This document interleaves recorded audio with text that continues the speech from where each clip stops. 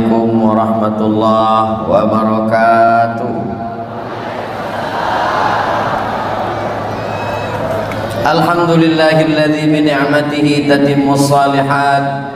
Wassalatu wassalamu ala sayyidis sadat wa ala alihi wa ashabihi ahlil fadaili wal karamat.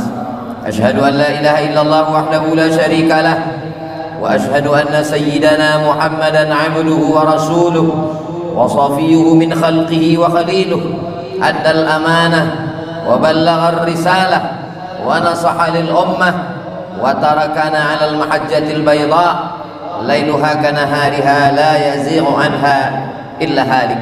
Allahumma salli ala sayyidina Muhammadin an-nabiyil ummi wa ala alihi wa sahbihi wa barik wa sallim.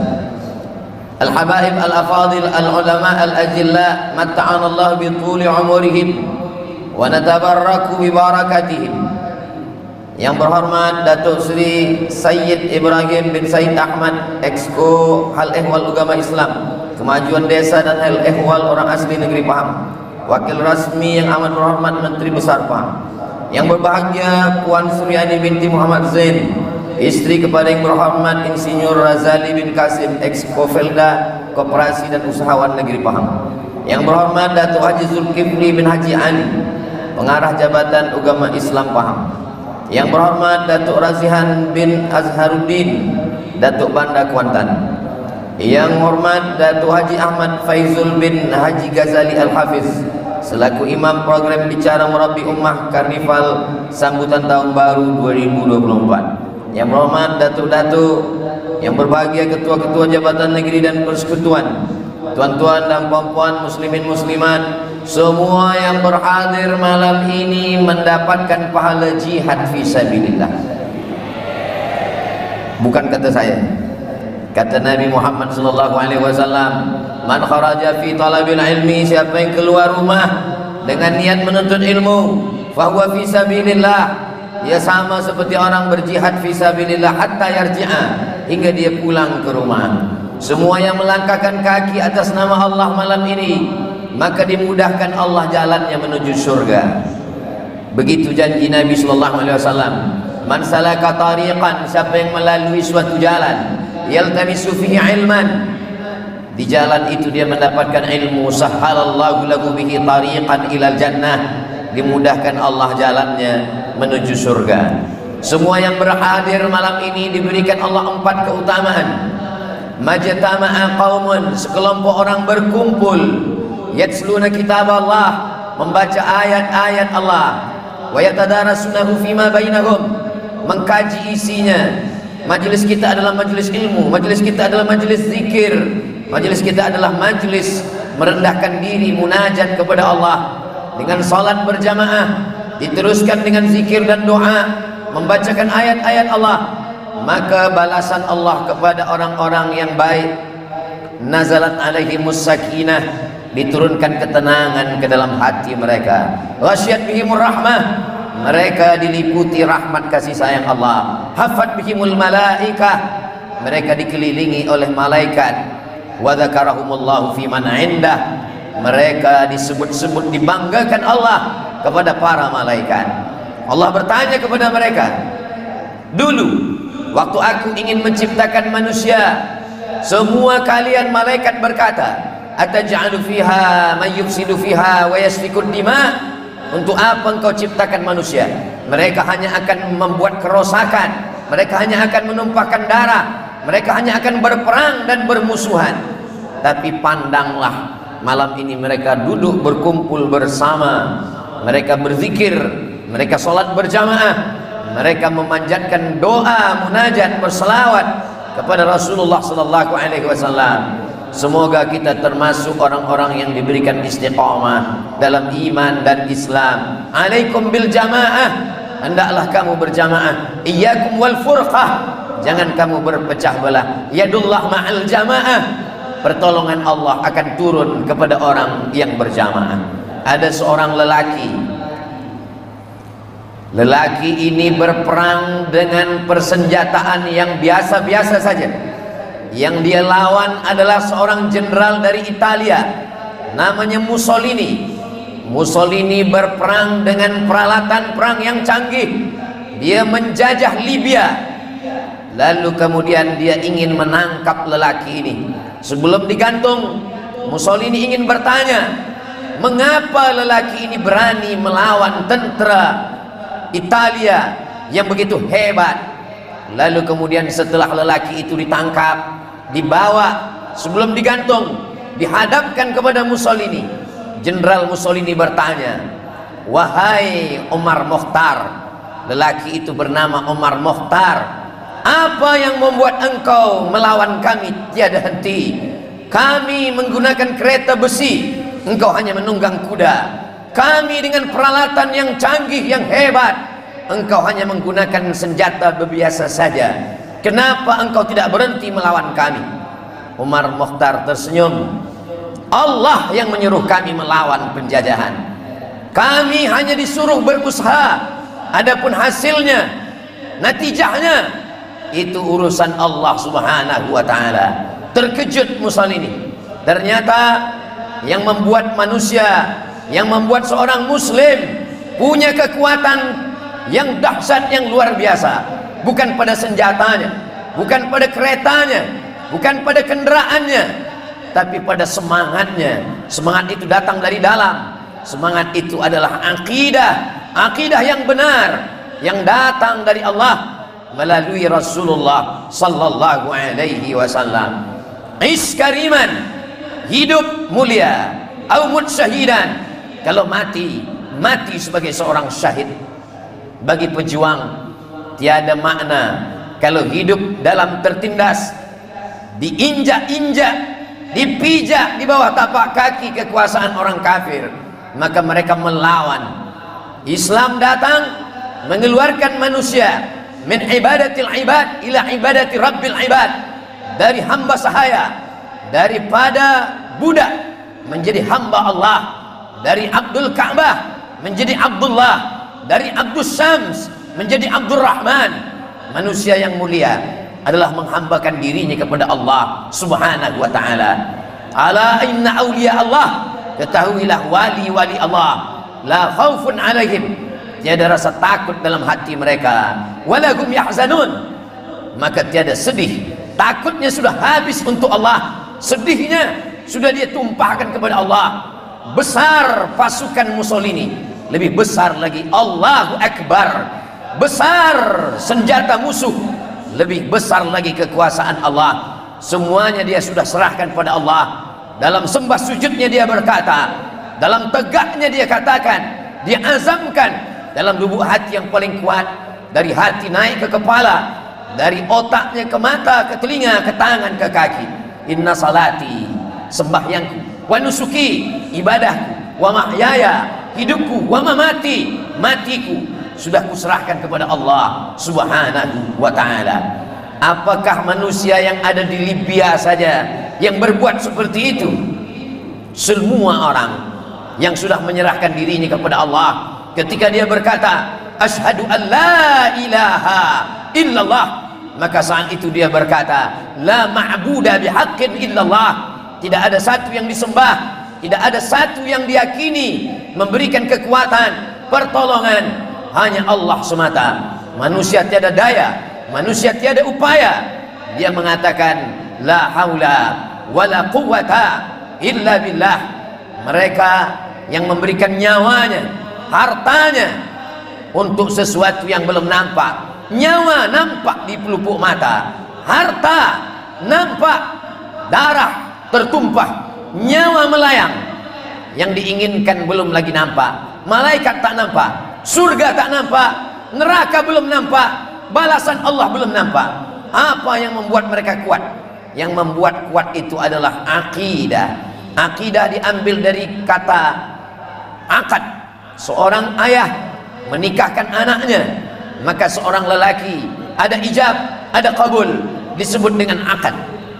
Seorang penjual menjual barang dagangannya, seorang penjual dengan pembeli, maka disebut dengan akad. Akdul baik, akad jual beli. Akdun nikah, akad pernikahan. Tapi akidah adalah simpul tali, simpul mati yang tidak pernah terbuka, Simpul tali bukan seperti simpul tali kasut, terasa sempit dilonggarkan, terasa longgar disempitkan. Simpul kita kepada Allah adalah tali yang kuat antara kita dengan Allah Subhanahu wa ta'ala. Ketika datang seorang lelaki meminta pesan kepada Nabi sallallahu alaihi wasallam, "Ausini, berikan aku pesan ya Rasulullah." Apa kata Nabi sallallahu alaihi wasallam? "Qul," katakan, "amantu billah," aku beriman kepada Allah. "Summastaqim," istiqamahlah. "Wa in hurriqta aw qutti'ta," walaupun engkau dibakar, mengelupas kulitmu dari tulang, walaupun engkau dicincang, dipotong-potong, lidahmu tetap berkata la ilaha illallah Muhammadur Rasulullah sallallahu alaihi wasallam. Selepas tahlil kita selalu mengucapkan kalimatul haq, kalimat yang hak. Alaiha nahya, dengan itu kita hidup. Wa alaiha namut, dengan itu kita mati. Wa biha nub'atsu, dengan itu juga kita nanti akan dibangkitkan di padang mahsyar. Dengan itu juga kita nanti akan dimasukkan ke dalam surga bersama Rasulullah sallallahu alaihi wasallam. Begitulah keyakinan yang ditanamkan dalam setiap hati orang yang beriman.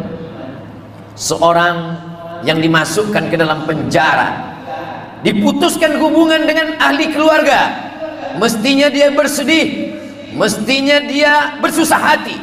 Tapi apa yang dia lakukan dalam penjara? Dia menulis tafsir. Tafsir kata-katanya begitu indah, seakan-akan dia menulis di tepi pantai, angin bertiup di bawah pohon kelapa dengan pemandangan yang indah. Tapi ternyata tulisannya itu sampai keluar penjara, dibaca oleh Presiden Irak. Presiden Irak yang suka kepada sastra membaca tafsir itu, terkagum, tertegun. Mengapa kalimat ini indah? Siapa yang menulisnya? Di mana dia menulis? Apakah dia sedang jatuh cinta? Apakah dia sedang berada di tempat yang indah?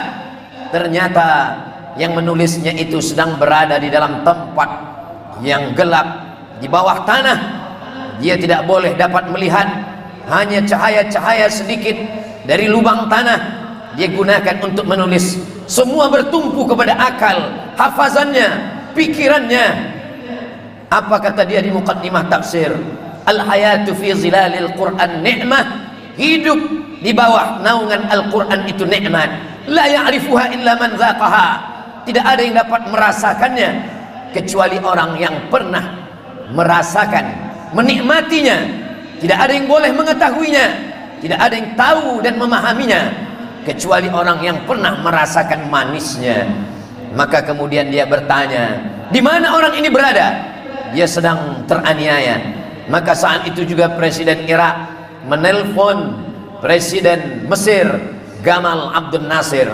Saya mendengar ini orang berada dalam penjara. Apa salahnya? Dia salah, dia melawan, dia mesti dihukum mati. Bolehkah dia diberikan hukuman yang ringan? Janganlah dia dihukum gantung. Kerana tafsir yang dia tulis begitu indah. Saya suka dengan kalimah-kalimah yang ada dalam tafsir itu. Boleh, dia boleh untuk tidak dihukum mati, dengan syarat dia menulis dalam tulisan itu, dia meminta maaf. Maka datanglah orang membawa pena dan kertas ke dalam penjara. Wahai Sayyid Qutb, tulislah permintaan maaf bahwa engkau sudah salah. Lalu apa kata dia tersenyum? As-sabbabatul lati tashhadu an la ilaha illallah, telunjuk yang bersyahadat tiada Tuhan selain Allah sehari semalam tidak akan pernah meminta maaf untuk sesuatu yang tidak salah menurut Allah, tidak salah menurut Rasulullah sallallahu alaihi wasallam. Maka keindahan itu hanya dapat dirasakan oleh orang-orang yang putus tauhidnya hanya kepada Allah. Dia putuskan daripada cinta kepada makhluk, tidak hanya setakat la ma'budu bihaqqin illallah, tapi sampai kepada level la mahbuba bihaqqin illallah. Yang sebenar-benar dicinta hanyalah Allah Subhanahu wa ta'ala. Ketika datang orang ke dalam penjara lalu mengatakan, nanti bila engkau berada di tiang gantung, lalu tali itu diletakkan di ujung lehermu, maka katakanlah la ilaha illallah. Dia tersenyum. Engkau mengajarkan aku la ilaha illallah, engkau mengajarkan aku la ilaha illallah. karena engkau ingin mendapatkan sesuap gandum untuk mengisi perutmu. Aku memperjuangkan la ilaha illallah dengan nyawaku, dengan harga diriku, masuk ke dalam penjara, berakhir dengan kematian demi memperjuangkan la ilaha illallah Muhammadur Rasulullah sallallahu alaihi wasallam. Orang-orang yang hatinya sudah dipenuhi dengan cinta, maka dia melihat dunia hanya sesuatu yang ringan. Man arafad dunya hanan alaih. Siapa yang kenal hakikat dunia, maka ringan dunia ini bagi dia. Kita sudah bercerita dengan pejuang yang ada di Afrika Utara, di Libya, yang ada di Mesir. Bagaimana dengan seseorang yang pernah dibesarkan dengan kasih sayang orang tua, tapi manakala orang tua tidak lagi kembali ke rumah, ayah tak lagi dapat ditangkap bentuk wajahnya, tak lagi dapat dicium tangannya, hilang, diambil oleh orang-orang komunis yang benci kepada la ilaha illallah Muhammadur Rasulullah. Pemuda itu tidak putus asa, walaupun dia dibesarkan dalam keadaan seorang yatim, tapi dia tetap dengan semangatnya. Pemuda itu hari ini menjadi salah seorang habib, seorang ulama yang dibanggakan, yang dimuliakan, disambut orang, dialu-alukan, dimuliakan. Sayyidi Al-Habib Umar bin Hafiz mendirikan Darul Mustafa. Syahid adalah kemuliaan bagi ayahandanya, tapi hari ini dibalas Allah. Berapa muridnya yang datang ke seluruh penjuru Nusantara, seluruh dunia, berlomba-lomba ingin mendapatkan kemuliaannya. Mereka tidak pernah bergantung kepada manusia. Hilang kasih sayang ayah, ada kasih sayang yang lebih besar, kasih sayang Allah subhanahu wa ta'ala. Terkadang sengaja Allah menghilangkan kasih sayang ayah dari seorang anak. Supaya apa? Supaya anak itu tidak bergantung kepada manusia. Dia hanya bergantung, memohon, meminta hanya kepada Allah subhanahu wa ta'ala. Itulah yang diajarkan kepada orang yang namanya kita sebut sehari semalam. Kama sallaita ala Ibrahim wa ala ali Ibrahim, kama barakta ala Sayyidina Ibrahim wa ala ali Ibrahim. Ketika Allah memerintahkan Sayyidina Ibrahim untuk mengantarkan istrinya Hajar, seorang perempuan, di mana dia tinggalkan? Fi wadin ghairi dhi zar'in inda baitikal muharram, di sebuah lembah yang tak ada tanaman, tak ada lumut, tak ada pokok kayu, kering kerontang, air susu kering, air minum tidak lagi ada. Dia seorang perempuan yang kuat, dia seorang perempuan yang perkasa, yang hebat. Dia tidak menangis, dia tidak mengeluh, dia tidak berkeluh kesah, dia tidak mengatakan kepada Allah, ya Allah, suamiku Nabi Ibrahim, ya Allah, anakku Nabi Ismail. Ketika Nabi Ibrahim akan meninggalkannya, Nabi Ibrahim menoleh memandang dengan tatapan penuh iba dan kasih sayang. Hajar hanya bertanya dengan satu pertanyaan, Allahu amaraka bihada. Dia pegang ujung jubah Ibrahim, Allahu amaraka bihada. Wahai Ibrahim, apakah Allah yang menyuruh engkau melakukan ini? Apa jawab Nabi Ibrahim alaihissalam? Dengan satu kata dia menjawab, Naam, Allah yang menyuruh. Apa kata Hajar? Idzan lan yudayyi'ana. Kalau memang Allah yang menyuruh, maka dia tidak akan menyia-nyiakan kami. Idzan lan yudayyi'ana. Dia tidak akan menyusahkan kami, dia tidak akan menghilangkan nyawa kami. Yang pergi meninggalkan kami pencari rezeki, yang pergi meninggalkan kami manusia yang lemah mencari karunia Allah, sedangkan yang bersama kami yang menjamin rezeki. Allah ingin mengajarkan, wahai para ulama, pewaris para nabi, istri-istri kalian juga sama semangatnya dengan semangat Hajar, membesarkan, membela, mendidik, mengasihi, menyayangi. Tapi manakala air itu habis, dia tidak mengangkatkan tangannya, dia tidak memperlihatkan dirinya, menunjukkan sebagai seorang perempuan yang lemah tak berdaya.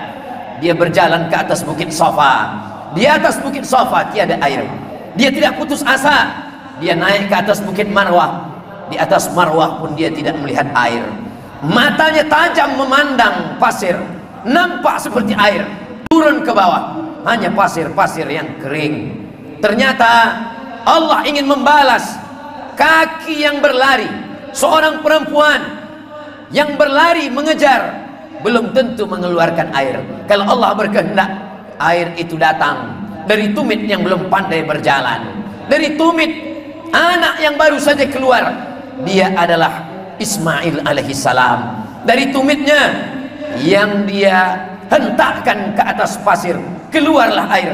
Zam-zam, berkumpullah wahai air, berkumpullah wahai air. Seluruh dunia yang beriman kepada Allah meminum air dengan doa, Allahumma inni as'aluka ilman nafi'a wa rizqan wasi'a wa shifaan min kulli da'. 3 doa dalam satu tegukan air. Ilmu yang bermanfaat, rezeki yang berlimpah, sihat dari segala macam penyakit. Sampai hari ini tidak kering, sampai hari kiamat tidak ada yang susah bagi Allah subhanahu wa ta'ala. Innama amruhu idza arada syai'an ayyaqula lahu kun fayakun. Apa maknanya? Sehari semalam berapa kali kita sebut kama sallaita ala Ibrahim, bukan hanya setakat Sayyidina Ibrahim, wa ala ali Ibrahim. Siapa ali Ibrahim? Hajar. Siapa ali Ibrahim? Sarah. Siapa ali Ibrahim? Ishaq. Siapa ali Ibrahim? Ismail. Akidah yang kuat kepada seorang anak, akidah yang kuat kepada seorang istri. Kullukum ra'in, setiap kamu adalah pemimpin. Wa kullukum mas'ulun an ra'iyatih, kepada semua bapak, kepada suami-suami. Bukan hanya setakat menyebut namanya dalam salat, dalam sembahyang, dalam salawat Ibrahimiyah, tapi lebih daripada itu, memasukkan ke dalam hati, menanamkannya ke lubuk hati yang dalam. Istri mengamalkannya, diteruskan kepada anak. Suami yang bersifat Ibrahim, istri yang bersifat Hajar, akan melahirkan anak-anak yang bersifat Ismail, yang tidak pernah menyerah, yang selalu berbakti kepada Allah subhanahu wa ta'ala. Sampai usianya dewasa, ujian belum juga berakhir.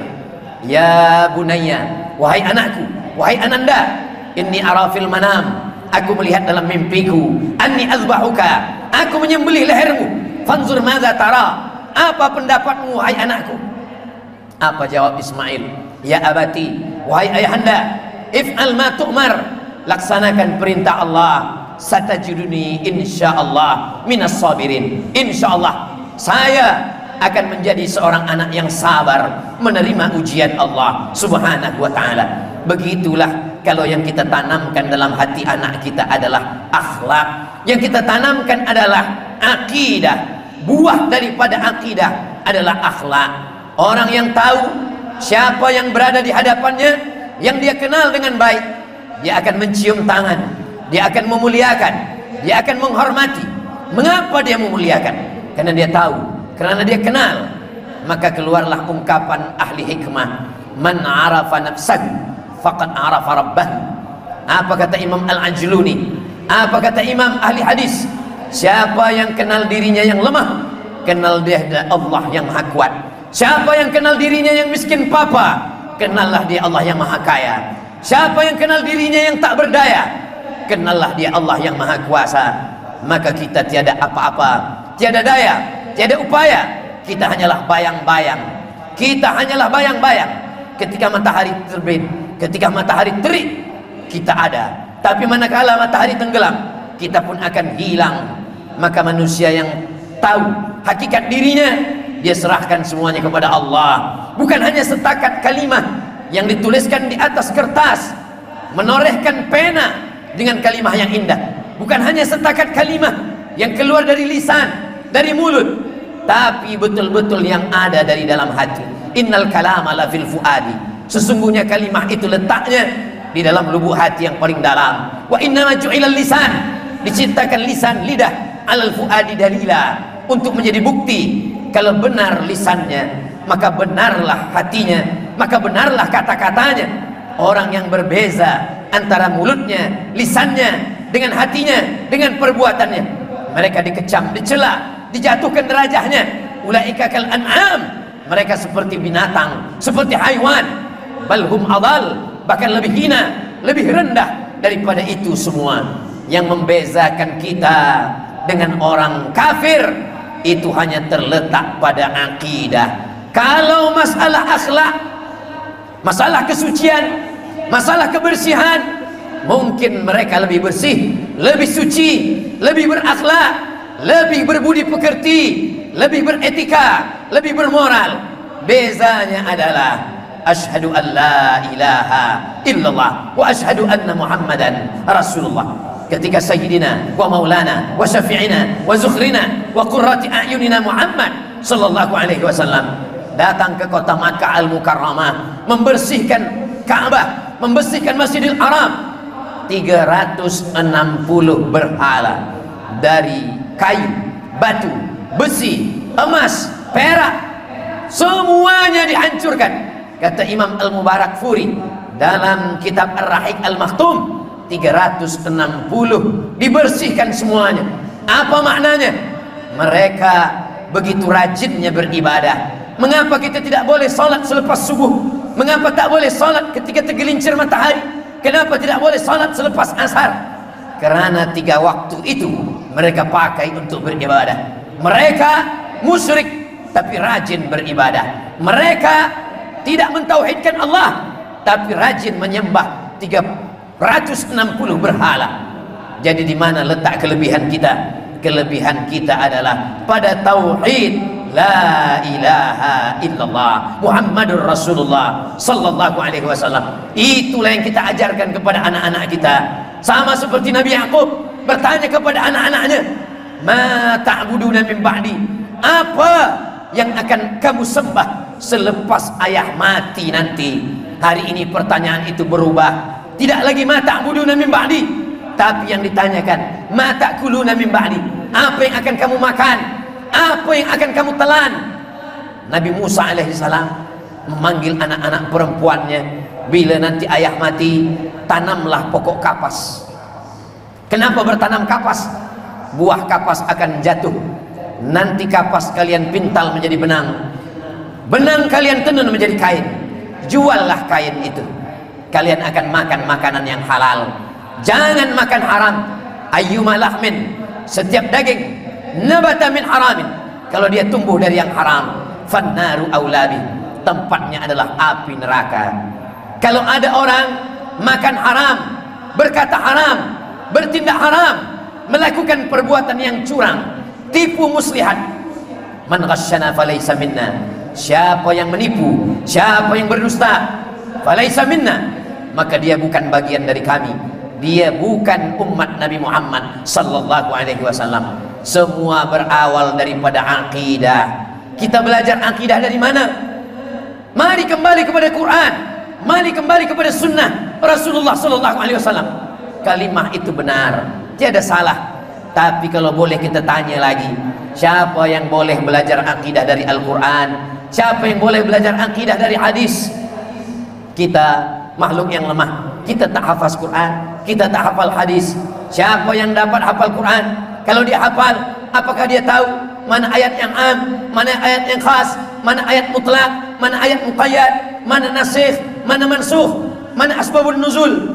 Kalaupun dia hafaz hadis, mana hadis am, mana hadis khas, tahukah dia hadis dhaif, tahukah dia hadis sahih, berapa syaratnya, bagaimana kaedahnya? Maka kita lemah.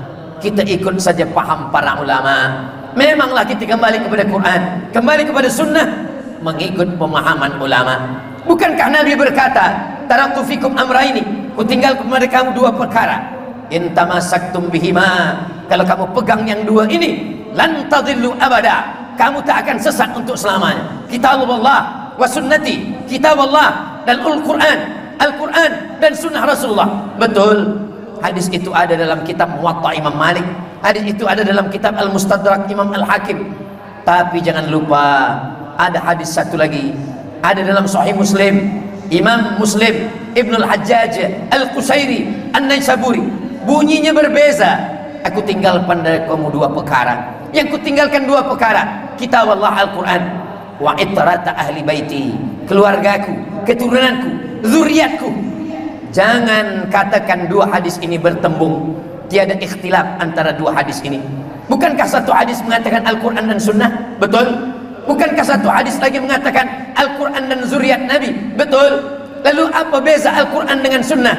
Sunnah itu tertulis di Sahih Bukhari, tertulis di Sahih Muslim, tertulis di Sunan Abi Daud, tertulis di Sunan Tirmidzi, tertulis di Sunan Nasa'i, tertulis di Sunan Ibni Majah, tertulis di Musnad Ahmad, tertulis di Sunan Ad-Darimi, tertulis di Muwatta Malik, tertulis di Musannaf Ibni Abi Syaibah. Tapi bagaimana amalnya, bagaimana dia berjalan di atas muka bumi, itu boleh kita lihat pada zuriat Rasulullah sallallahu alaihi wasallam. Sampai hari ini zuriat itu masih terjaga, masih terpelihara. Siapa yang menjaganya? Allah. Karena apa? Karena kata Imam An-Nawawi Muhyiddin Abu Zakaria Yahya bin Sharaf An-Nawawi dalam kitab Al-Minhaj Syarah Sahih Muslim Ibn Al-Hajjaj, mengapa Nabi mengatakan itrat ahli baiti, berpeganglah kepada Al-Quran dan zuriatku, litamassukihim bis sunnah, karena yang paling kuat berpegang dengan sunnah adalah zuriat Rasulullah sallallahu alaihi wasallam. Sampai hari ini tahun 2023, sampai zaman ini 1445 Hijrah, habaib yang kita cinta, yang kita sayang, hati kita menyayanginya karena ada darah Nabi dalam diri mereka. Kita menyayangi. Kenapa kita sayang? Karena mereka mengajarkan sunnah dalam perbuatan, dalam jubah, dalam imamah, dalam tongkat, dalam khatim, dalam siwak, dalam akhlak, dalam talaqi, dalam ijazah, dalam sanad, dalam kitab. Mereka berjalan ke seluruh penjuru dunia untuk menyampaikan risalah Islam. Sampailah ke Nusantara, sampailah ke negeri kita, sampai ke Semenanjung, sampai ke kampung halaman Ustaz Abdul Samad di Pulau Sumatera, di Riau, Bumi Lancang Kuning. Mereka datang, dipukul ombak, diempas gelombang. Apa yang mereka cari? Yang mereka cari adalah ingin meneruskan sunnah datuk mereka, Sayyidina wa Maulana Muhammad sallallahu alaihi wasallam. Hilang takut mereka, meninggalkan keluarganya yang ada di tempat yang pernah didoakan Nabi sallallahu alaihi wasallam. Allahumma barik fi yamanina, berikan berkah di negeri Yaman. Allahumma barik fi yamanina, al-imanu fi Yaman. Kenapa demikian? Karena doa itu terbukti terkabul sampai hari ini. Maka berapa banyak dari kita yang mengirim anak-anak kita ke Darul Mustafa? Kemana dikirim? Ke Rubat Tarim. Kemana dikirim? Ke Al-Ahqaf. Kemana dikirim? Ke kuliah Imam Syafi'i. Kenapa? Karena kesamaan kita ada tiga hal. Yang pertama, berakidah Imam Abul Hasan Al-Asy'ari. Yang kedua, bermazhab Imam Muhammad bin Idris Asy-Syafi'i. Yang ketiga, bertasawuf, bukan falsafi, bukan setakat teori falsafah, tapi bertasawuf sunni menurut yang dituliskan para imam. Imam Junaid Al-Baghdadi, Imam Al-Qusairi dalam Ar-Risalah Al-Qusairiyah, Imam Abu Talib Al-Makki dalam Qut Al-Qulub, Imam Abu Hamid Al-Ghazali dalam kitab Ihya Ulumuddin. Kalau kita belum lagi sanggup membaca 4 juzuk yang tebal, 4 kali Quran tak menyamakan, maka kita bacalah yang diringkaskan oleh Imam Jamaluddin Al-Qasimi dalam kitab Mau'izatul Mu'minin min Ihya Ulumuddin. Begitu juga Sayyidi Al-Habib Umar bin Hafiz membuatkan ringkasan bagi lil mubtadi'in, bagi orang yang tak ada waktu untuk membaca kitab secara khatam. Ada mutiara-mutiara hikmah. Maka para alim, para ulama, para imam, para bilal, para asatis, kita ajarkan umat ini dari maghrib ke isya. Ada waktu 45 menit, mungkin 3 malam dalam sepekan.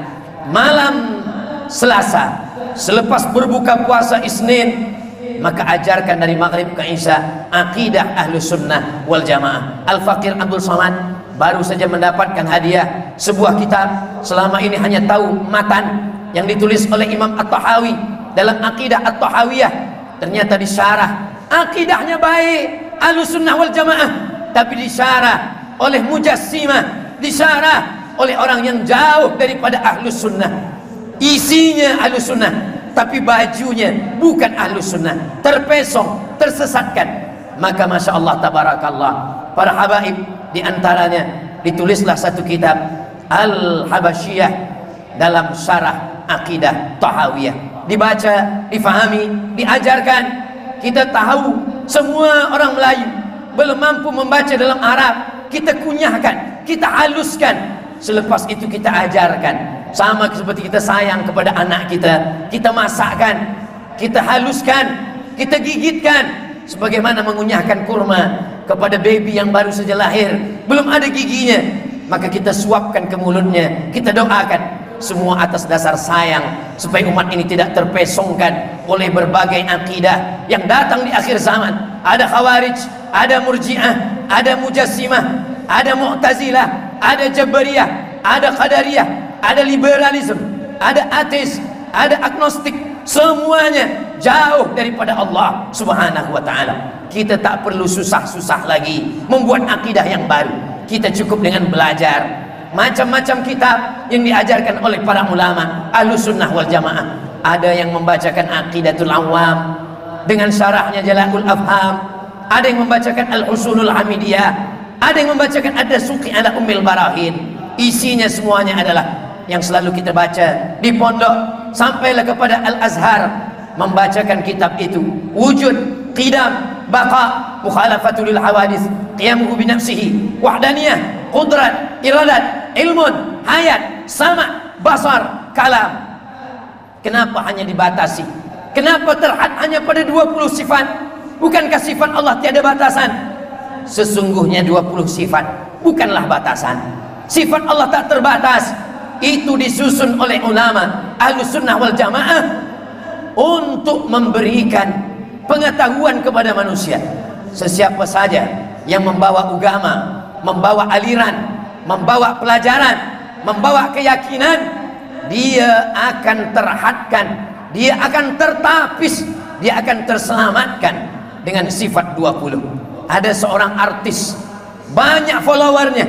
Suatu ketika dia bermeditasi, dia memejamkan mata di tengah malam, sunyi. Lalu apa kata dia?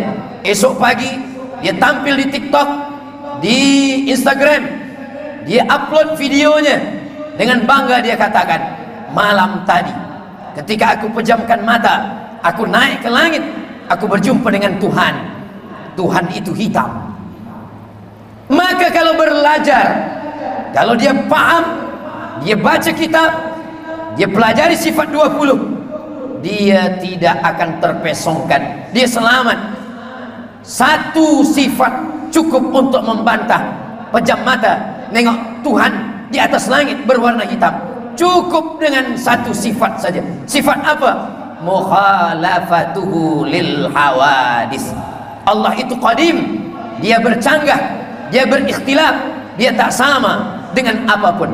Pejamkan mata, nampak hitam, nampak hijau, nampak panjang, nampak melingkar, nampak membelok, dia bukan Tuhan. Ma khatara bibalik fallahu laisa kadzalik. Apa saja yang terlintas di hati, di fikiranmu, maka Allah tidaklah sama seperti itu. Ayat-ayat yang nampaknya seperti sifat manusia, maka sesungguhnya ayat itu kita fahami dengan dua kata Ahlus Sunnah wal Jamaah. Yang pertama, tafwid, kita serahkan kepada Allah. Wallahu a'lamu bimuradihi. Hanya Allah saja yang faham. Tapi bila kita mengajar, mensyarah di masjid, di surau, university, mereka ingin tahu apa maknanya, maka ulama bila ditanya, dia mentakwil. Maka sesungguhnya takwil juga adalah bagian daripada Ahlus Sunnah wal Jamaah. Kalau ada orang yang mengingkari takwil, takwil bukan Ahlus Sunnah, takwil adalah dalalah, takwil adalah bid'ah. Maka sesungguhnya para ulama Ahlus Sunnah pun mentakwil. Kullu syai'in halikun illa wajhah. Semua hancur, binasa kecuali wajahnya. Maka ayat ini tiada boleh dipahami wajah, bukan wajah, bukan muka. Bukalah Sahih Al-Bukhari. Imam Muhammad bin Ismail bin Ibrahim bin Al-Mughirah bin Bardisbah meninggal, wafat tahun 265 Hijrah. Beliau mentakwil 256 Hijrah. Beliau wafat di Bukhara, Uzbekistan. Beliau mentakwil dalam kitab Al-Jami' As-Sahih Al-Musnad Al-Mukhtasar min umumi Rasulillah, min umuri Rasulillah sallallahu alaihi wasallam wa sunanihi wa iyyabi. Apa kata Imam Al-Bukhari? Kullu man 'alaiha, kullu syai'in halikun illa wajhah. Semua yang ada di atas muka bumi, yang ada di langit, halikun binasa illa wajhah, kecuali wajahnya. Makna wajhah adalah illa mulkah, kecuali kuasanya. Imam Bukhari tidak memahami itu sebagai wajah, tapi dipahami sebagai mulkah. Begitu juga dengan ayat hadis yang mengatakan Allah turun sepertiga malam. Imam Malik mentakwilkan yang nazala itu bukan Allah, bukan zatuhu, tapi yang nazala itu adalah nazala amruhu, nazala rahmatuhu. Yang turun itu perkaranya, yang turun itu rahmatnya. Jadi kalau Imam Abul Hasan Al-Asy'ari mentakwil, dia bukan membuat agama yang baru, dia menyusun akidah Ahlus Sunnah wal Jamaah. Kalau ada orang berkata, saya mengambil akidah dari Quran dan Sunnah, tiada mengambil akidah dari Imam Abul Hasan Al-Asy'ari, kita balik bertanya, bila awak mengambil hadis, dari mana mengambil hadis? Saya mengambil hadis dari Imam Bukhari. Kenapa tak terus ke Nabi? Bukankah dari Imam Bukhari ke Nabi jarak yang begitu jauh? Imam Bukhari meninggal tahun 256, Nabi meninggal tahun ke-11. Dari Nabi ke Imam Bukhari ada 240 tahun lamanya. Kenapa tidak terus saja ke Nabi? Dari mana kamu dapat hadis? Dari Imam Muslim. Imam Muslim bila meninggal 261, jauh dari Nabi. Kamu mengambil hadis dari siapa? Dari Musnad Ahmad, Imam Ahmad bin Hanbal. Kamu belajar fiqh. Belajar fiqh dari siapa? Dari Imam Ahmad. Imam Ahmad meninggal 241 Hijrah. Kenapa mengambil fiqh dari Imam Ahmad? Membaca Al-Quran. Dari mana membaca Quran? Dari qiraat. Riwayat siapa? Riwayat Imam Hafs. Dari siapa? Dari Imam Asim. Kalau mengambil riwayat baca Quran dari imam, mengambil fiqh dari imam, mengambil hadis dari imam, mengapa mengambil akidah tidak boleh dari imam? Bukankah itu juga perbuatan bid'ah? Kalaulah mengambil ilmu dari imam itu bid'ah, maka sesungguhnya mengambil ulumul hadis dari para ahli hadis, dari Imam Nawawi, dari Imam Ibnu Hajar Al-Asqalani, dari Imam Jalaluddin Abdul Rahman As-Suyuti, mereka bukan membuat-buat agama. Mereka adalah menyusun ajaran-ajaran ilmu secara sistematik supaya mudah kita belajar, supaya mudah kita mendekatkan diri kepada Allah Subhanahu wa ta'ala. Maka di akhir zaman, siapa yang paling beruntung? Orang yang dekat dengan ulama. Siapa yang hidup selepas aku nanti, kata Nabi, man ya'ish ba'di, siapa yang hidup selepas aku, fasayara ikhtilafan katsira, akan banyak ikhtilaf dalam bidang akidah, ikhtilaf dalam bidang fiqh, ikhtilaf dalam bidang sunnah. Siapa yang selamat? Alaikum bisunnati, ikutilah sunnahku, wa sunnatil khulafa'ir rasyidin, sunnah khulafa' ar-rasyidin al-mahdiyyin, mereka yang membawa hidayah, mereka yang menyampaikan hidayah min ba'di, setelah aku mati nanti. Atu 'alaiha bin nawajiz, gigitlah pakai gigi geraham. Kenapa kita merdeka? Karena mereka yang akidahnya kuat. Dulu sebelum ada sekatan-sekatan, sebelum ada batasan-batasan, satu rumpun Melayu, ketika ada seorang mendengar bahwa kerajaan Kedah diserang oleh Siam, dia terbang, dia datang dari Sumatera. Seorang ulama mursyid yang mengajarkan kitab, nama kitab itu Sayrus Salikin, nama penulisnya Syekh Abdul Samad Al-Falembani, Falemban, dari kota Palembang di Pulau Sumatera. Dia adalah orang yang belajar kepada Syekh Muhammad bin Abdul Karim Samman, murid daripada Syekh Abdul Karim Samman. Ada yang menulis fiqh, namanya Syekh Muhammad Arsyad Al-Banjari, nama kitabnya Sabilal Muhtadin, Syarah As-Siratil Mustaqim. Ada muridnya yang bernama Syekh Abdul Samad Al-Falembani, nama kitabnya Sayrus Salikin, yang dia sarikan, dia ambil mutiara-mutiara daripada Ihya Ulumuddin, tasawuf sunni. Tapi mereka bukan yang hanya setakat berzikir dalam kelambu, mereka tidak mengunci pintu kamar. Puncak daripada zikir adalah jihad, puncak daripada la ilaha illallah, mutu qabla an tamutu, mati sebelum mati. Ketika dia mendengar bahwa bangsa Melayu diserang oleh Siam, maka dia segera datang, dia berjihad dan mati dalam peperangan itu. Dia dikuburkan di Patani. Ketika itu kerajaan Melayu yang ada di Semenanjung yang ada di Pulau Sumatera, semuanya sama dalam satu dua ikatan. Ikatan pertama, sesama darah Melayu. Ikatan yang kedua, lebih kuat lagi, ikatan la ilaha illallah Muhammadur Rasulullah. Dia berjihad karena dia juga menulis kitab Fadail Jihad, keutamaan berjihad. Begitulah mereka, tak pernah menganggap nyawanya mahal. Nyawanya sudah dijual, dirinya sudah dijual, hartanya sudah dijual. Benda yang sudah dijual tidak boleh dijual dua kali. Hanya pengkhianat yang menjual benda dua kali. Kemana kita jual? Innallaha ashtara minal mu'minin anfusahum wa amwalahum bi anna lahumul jannah. Orang beriman sudah menjual nyawanya, sudah menjual jiwanya, sudah menjual dirinya, sudah menjual hartanya kepada Allah. Allah menebusnya dengan surga. Maka yang sudah dijual, jangan jual kepada dunia, jangan jual kepada penguasa, jangan jual kepada hamba dunia. Juallah kepada dia, kepada Allah Subhanahu wa ta'ala. Mereka meyakini itu. Itulah mengapa mereka berjuang. Kenapa? Karena mereka menyadari bahwa hidup yang merdeka adalah selepas kematian. As-syahid asma amanina. Syahadah, mati syahid adalah cita-cita yang tertinggi. Seorang lelaki, wajahnya biasa saja. Ketika suatu malam dia berkata, kalau aku mati malam ini, aku akan mati syahid. Kalau aku hidup besok pagi, aku masih boleh lagi minum kopi di Maulabu.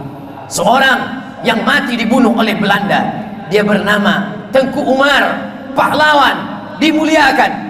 Kenapa mereka menganggap hidup begitu rendah, begitu tak ada apa-apanya di hadapan Allah? Karena mereka sadar yang hidup hanya Allah, Al-Hayyu, Maha Hidup. Sedangkan kita diberi hidup. Hidup ini hadiah dari Allah. Hadiah yang diberikan Allah mesti dimuliakan. Kemuliaan adalah syahid. Hari ini kita tidak lagi syahid melawan Belanda, melawan Jepun, melawan Inggris.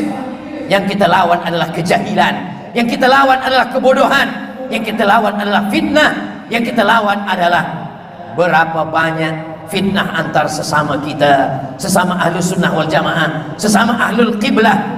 Maka ketika kita bersama, sama-sama menyembah, siapa yang kita sembah? Allah. Siapa Nabi kita? Muhammad Rasulullah Sallallahu Alaihi Wasallam. Kemana kiblat kita? Fawalli wajhaka syatral masjidil haram. Berbeza dalam beberapa hal, dalam masalah furu', tapi ada setengah saudara kita menganggap kita sebagai musuh hanya karena berbeza dalam masalah fiqh. Dulu berbeza antara Imam Ahmad bin Hanbal dengan Imam Syafi'i. Imam Syafi'i berkunut subuh, Imam Ahmad bin Hanbal tidak berkunut subuh. Tapi Imam Ahmad bin Hanbal tidak pernah sekalipun menuduh Imam Syafi'i pelaku bid'ah. Kata bid'ah zaman salaf digunakan untuk khawarij, untuk syiah, untuk murji'ah, untuk qadariyah, untuk jabariyah. Bukalah kitab ilmu jarh wa ta'dil. Bila seorang ulama berkata fulan mubtadi, fulan mubtadi, fulan pelaku bid'ah, itu bukan ditujukan kepada membaca kunut subuh, itu bukan ditujukan kepada perbezaan fiqh, itu pada masalah akidah yang keluar daripada ahlus sunnah wal jamaah. Apa kata Imam Ahmad bin Hanbal? Da'autu lisyafi'i, aku mendoakan Imam Syafi'i 40 sana, 40 tahun, walaupun mereka berbeza dalam fiqh, tapi dia mendoakan Imam Syafi'i. Apa doanya? Allahumma firli wali walidayya wali Muhammad bin Idris Asy-Syafi'i. Ya Allah, ampunkan dosa kedua orang tuaku, dosa ibu bapakku, dan dosa Imam Muhammad bin Idris Asy-Syafi'i. Begitulah salaf. Kalau ada hari ini orang mengaku salaf tapi lidahnya kasar, tajam kepada ahlus sunnah, diam kepada orang kafir, maka salaf mana yang mereka ikut? Apakah salafnya Imam Syafi'i? Apakah salafnya Imam Ahmad bin Hanbal? Apakah salafnya Imam Nu'man bin Thabit, Imam Abu Hanifah, Imam Hanafi? Apakah salafnya Imam Malik bin Anas? Kalau memang kita mengaku salaf, salaful ummah, khairul qurun qarni, sebaik-baik abad adalah abadku, tsummal ladzina yalunahum, satu abad selepas itu, tsummal ladzina yalunahum, satu abad selepas itu, abad 1, abad 2, abad 3, 3 abad pertama yang dikenali dengan Ahlus Sunnah wal Jamaah, yang dikenali dengan salaf mulia di antara umat ini. Kita pengikut salaf. Siapa yang kita ikut? Imam Syafi'i, salaf. Siapa yang kita ikut? Imam Hambali, salaf. Siapa yang kita ikut? Imam Malik, salaf. Siapa yang kita ikut? Imam Al-Ghazali, keluar daripada salaf, 505, bukan salaf, tapi beliau mengambil riwayat dari guru-gurunya. Mereka semua adalah salafun as-salih. Begitu tajamnya lidah setengah orang yang mengkafirkan, yang membid'ahkan hanya karena masalah khilafiyah. Sesungguhnya bertawassul adalah bagian daripada khilafiyah. Masalah bid'ah, maulid Nabi, tahlil, doa arwah, masalah khilafiyah. Apakah kerana khilafiyah lalu kita menuduh, menikam, menggunting dalam lipatan, menikam, menjegal kawan seiring? Di mana letak persaudaraan kita? Di mana letak ukhuwah kita? Di mana letak ukhuwah Islamiyah, imaniyah sesama umat Nabi Muhammad sallallahu alaihi wasallam? Kalau dulu musuh yang dihadapi itu jelas, nampak, berbeza warna kulit, berbeza warna mata, berbeza warna rambut. Tapi hari ini musuh yang kita hadapi boleh jadi satu masjid, satu jamaah, tapi diam-diam ingat ketika kita mengatakan kepada saudara kita, ya mubtadi, wahai pelaku bid'ah, sesungguhnya kita sudah mengatakan, wahai dhallul mudil, engkau sesat. Dan kita sudah mengatakan, wahai finnar, kullu bid'atin dhalalah wa kullu dhalalatin finnar. Mereka yang mengatakan itu bid'ah, sesungguhnya para ulama masih lagi melihat ada dalil-dalil. Wa dzakirhum bi ayyamillah, ingatkan mereka dengan hari-hari Allah. Kata Imam Al-Baihaqi, makna hari-hari Allah bini'amillah, nikmat Allah. Ingatkan umat ini tentang nikmat Allah. Ingatkan tentang nikmat umur, ingatkan tentang nikmat sehat, ingatkan tentang nikmat iman. Tapi ada nikmat yang lebih besar daripada nikmat umur. Apa dia? Nikmat datangnya Nabi Muhammad sallallahu alaihi wasallam. Ketika kita membuat maulid, sesungguhnya kita sedang mengingatkan umat ini, membacakan Simtud Durar, membacakan Ad-Diyaul Lamih, membacakan Ad-Dibai, membacakan Al-Barzanji, membacakan Burdah. Itu semua mengenalkan Nabi kepada anak kita, kepada belia kita. Kalau kita tidak kenalkan mereka dengan maulid, mereka akan mengenal artis, mereka akan mendengar orang yang jauh daripada Allah, jauh daripada Rasulullah sallallahu alaihi wasallam. Apa kata Imam Al-Hafiz Ibnu Hajar Al-Asqalani mengambil dalil maulid? Ketika pada tanggal 10 Muharram kita semua berpuasa. Kenapa kita berpuasa? Karena pada hari itu yaumun salihun najjallahu fihi Musa wa aghraqa fihi Fir'aun. Hari itu Allah menyelamatkan Nabi Musa, hari itu Allah menenggelamkan Fir'aun. Berapa kali Allah menyelamatkan Nabi Musa? 1 kali. Fir'aun ditenggelamkan sekali. Nabi Musa selamat dari kejaran Fir'aun sekali. Sekali peristiwanya. Kenapa kita ulang tiap tahun? 1443 10 Muharram kita puasa. 1444 10 Muharram kita puasa. 1445 10 Muharram kita puasa. Kenapa kita puasa? Karena kita bersyukur kepada Allah, sebab hari itu Allah menyelamatkan Nabi Musa. Kalau selamatnya Nabi Musa boleh disyukuri tiap tahun, maka ada yang lebih hebat daripada selamatnya Nabi Musa. Apa itu? Lahirnya Nabi Muhammad sallallahu alaihi wasallam. Itulah mengapa kita berbahagia. Siapa yang mengambil dalil? Dalil ini disebutkan oleh Imam Al-Hafiz Ibnu Hajar Al-Asqalani. Dalil ini diambil, diriwayatkan oleh Al-Hafiz Jalaluddin Abdul Rahman As-Suyuti dalam kitab Al-Hawi Lil Fatawi. Imam As-Suyuti hafaz 200.000 hadis. Apa kata Imam As-Suyuti? Hafiztu mi'atai alf hadis. Saya hafaz 200.000 hadis. Law wajadtu aktsara min dzalik, seandainya aku dapat lebih daripada itu, la hafiztuha, aku pun akan hafaz juga, akan ingat juga. 200.000 hadis hafazannya. Kitabnya kata muridnya Ad-Daudi 500 kitab, 500 kitab. hafazannya 200 kitab, 40 tahun umurnya, dia tinggalkan fatwa, dia tinggalkan tadris, dia membuat rumah kecil di tepi sungai Nil. Dia pun menulis. Datang penulis kitab Al-Mawahib Al-Laduniyah, Imam Al-Qastullani, melepas kasutnya, melepas selipanya, dengan tiada beralas kaki dia datang. Wahai Imam Suyuti, keluarlah, mengajarlah, ajarkan kitab pada kami. Imam Suyuti sudah meninggalkan dunia beserta isinya. Dia hanya menulis kitab. Orang yang alim, wara', zuhud, tetap menghormati maulid. Bagaimana dengan Al-Hafiz, Khatimatul Huffaz, penutup para hafiz, Ibnu Hajar Al-Asqalani. Idza dzukira Al-Hafiz, kalau disebut Al-Hafiz tanpa nama, maka dialah yang dimaksud. Dia masih menghormati maulid. Tak segankah kita dengan mereka? Sanggupkah kita mereka kita tuduh sebagai pelaku bid'ah? Ingatlah wahai saudaraku, ketika kita mengatakan saudara kita pelaku bid'ah, padahal masalah itu masih lagi khilafiyah, kita sudah memasukkan mereka ke dalam neraka. Siapa kita dibandingkan para ulama-ulama besar? Hanya karena zikir berjamaah, hanya karena zikir bersama.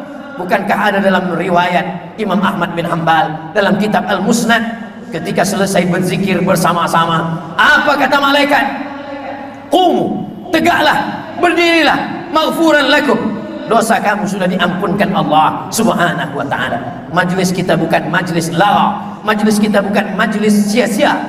Majlis kita adalah majlis yang di dalamnya ada zikir, yang di dalamnya ada subhanallah, yang di dalamnya ada alhamdulillah, yang di dalamnya ada sunnah, yang di dalamnya ada ayat Quran, yang di dalamnya ada watawasau bil haq watawasau bis sabr.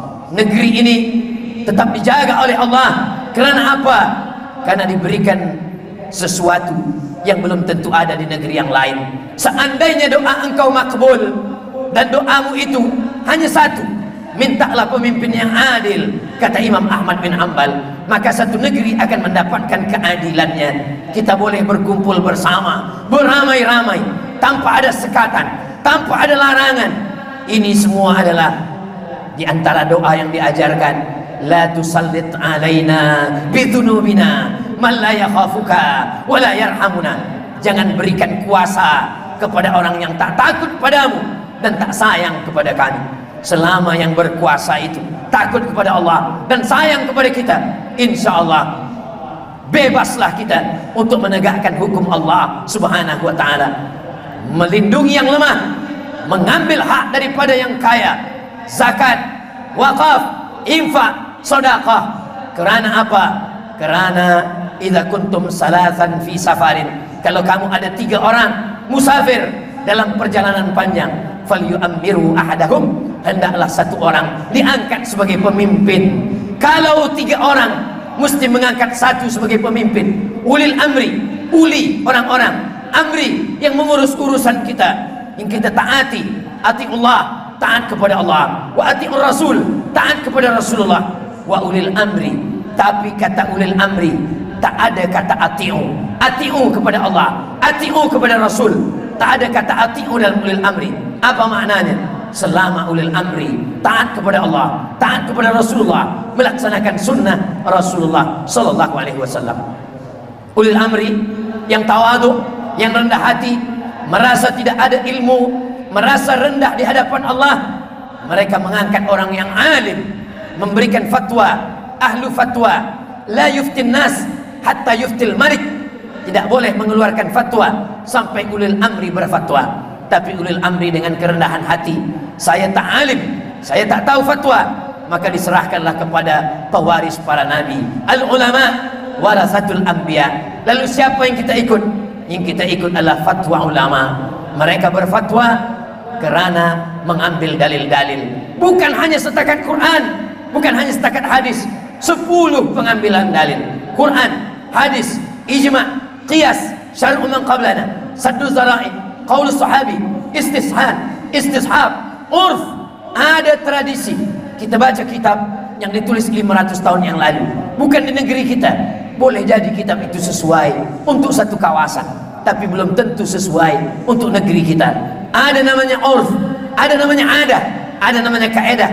Al-adatu muhakkamah, satu adat, satu tradisi yang tak bercanggah dengan Quran, tak bercanggah dengan sunnah, maka boleh kita laksanakan.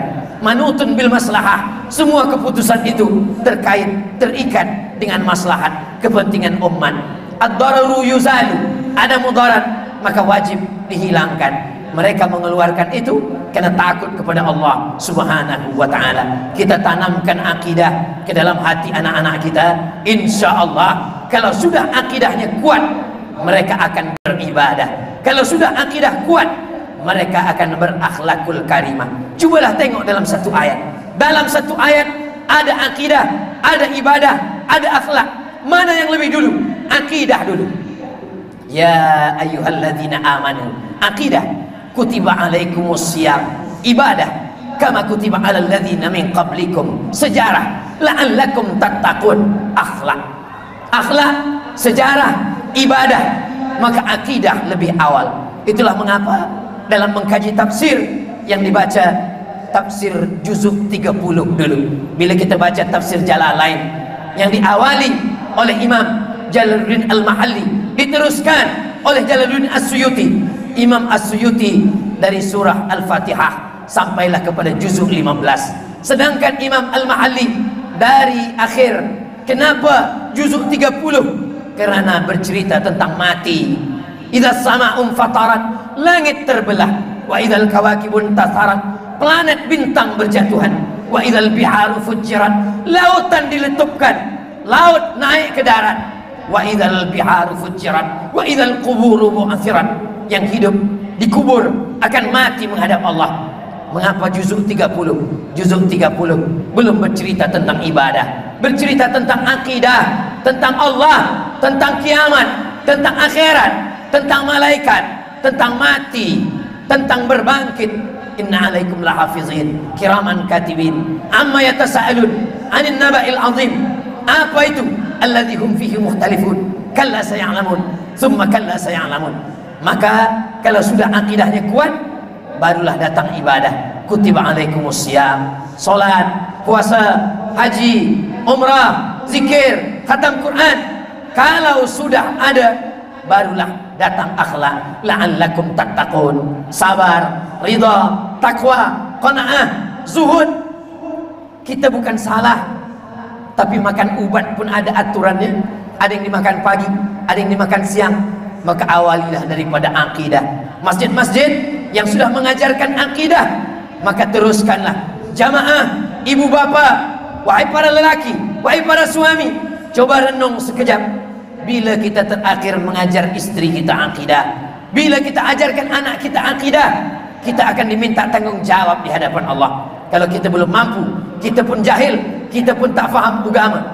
Tuan-tuan boleh jadi profesor dalam bidang akademik, boleh jadi jenderal dalam bidang polis dan tentera, tapi dalam bidang akidah kita serahkanlah kepada yang ahli, yang pakar. Idza wusidal amru ila ghairi ahlihi fantaziris sa'ah. Kalau diberikan sesuatu bukan kepada yang pakarnya, maka tunggulah kehancuran. Bila kereta kita rosak, kita berikan kepada orang yang paham kereta. Bila handphone kita rosak, kita berikan kepada orang yang paham handphone. Bila ekon kita rosak, kita belikan kepada orang yang paham. Tapi kenapa bila akidah kita rosak, kita baca sendiri, kita fahamkan sendiri, kita sombong, kita angkuh, kita tak mahu belajar kepada ulama. Fas'alu ahla dzikri, tanya kepada ulama, in kuntum la ta'lamun. Ramai masjid kita, ramai para ulama kita, datanglah, mengajilah, sempat-sempatkan mengaji. Karena nanti sampai masanya kita ingin mengaji, meleleh air mata, tapi kita sudah terbaring di hospital. Saat itu penyesalan tak lagi bermakna, menetes air mata darah. Kita sempatkan mengaji, memperbaiki akidah, akhlakul karimah, beribadah. Insyaallah 3 ini kita amalkan, selamatlah kita dunia, selamatlah kita akhirat. Al-Faqir memulai tazkirah dari pukul 9.30 dan sekarang sudah pukul 10.30. Maka ini semua kerana Allah. Mudah-mudahan yang disampaikan ini menjadi amal jariah. Yang datang baik dari Allah, yang kurang baik dari kelemahan, kefakiran Al-Faqir Amtus Somad. Mudah-mudahan pertemuan kita diberkahi Allah, menurunkan rahmat Allah, menjadikan negeri ini baldatun thayyibatun wa rabbun ghafur.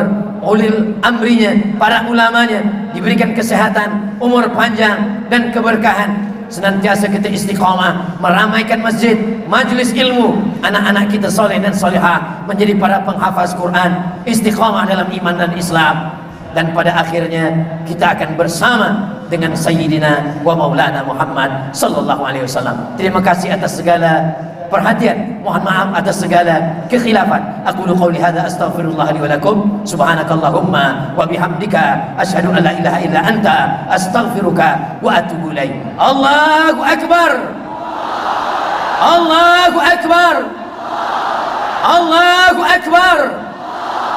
Sallu ala nabi.